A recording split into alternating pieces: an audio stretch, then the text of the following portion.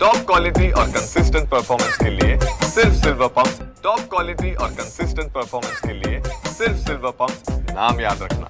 नागपूर महानगरपालिकेची आपली बस सेवा जी आहे ती आज खंडित झालेली आहे आणि चालक आणि वाहकांनी संप पुकारल्याचं चित्र आपल्याला पाहायला मिळते। आपण या ठिकाणी जर बघितलं तर हे बस स्थानक पूर्णपणे खाली आहे, कारण सगळ्या बस ज्या आहे त्या डेपोमध्ये जमा करण्यात आलेल्या आहे आणि यांची मागणी जी आहे यांना पगारवाढ लागू झाली होती, मात्र ती पगारवाढ फक्त वाहकांना दिली जात आहे, चालकांना दिली जात नाही आहे आणि त्याचमुळे आज यांनी जे आपलं आंदोलन आहे ते या ठिकाणी केलेलं आहे।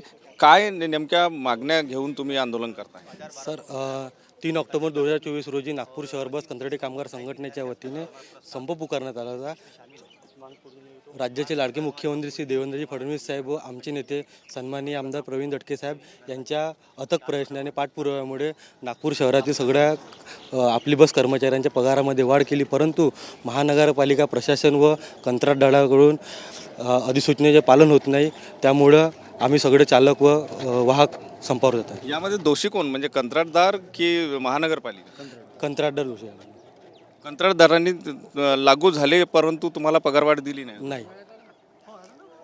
नक्कीच या ठिकाणी जर आपण बघितलं तर जे कंत्राटदार आहे त्यांनी पगारवाढ लागू होऊन सुद्धा ती पगारवाढ दिली नाही आणि त्यामुळेच या चालक आणि वाहकांना निर्णय घ्यावा लागला आणि त्यामुळे आज जे आपली बस सेवा जी आहे ती या चालक वाहकांनी बंद केलेली आहे, संप पुकारलेला आहे। कॅमेरामन साईसह सुनील ढगे, TV9 मराठी, नागपूर।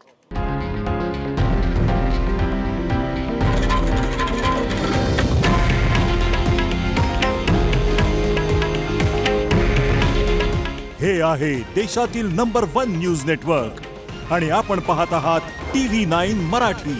काळजी तुमची, हित महाराष्ट्राचं।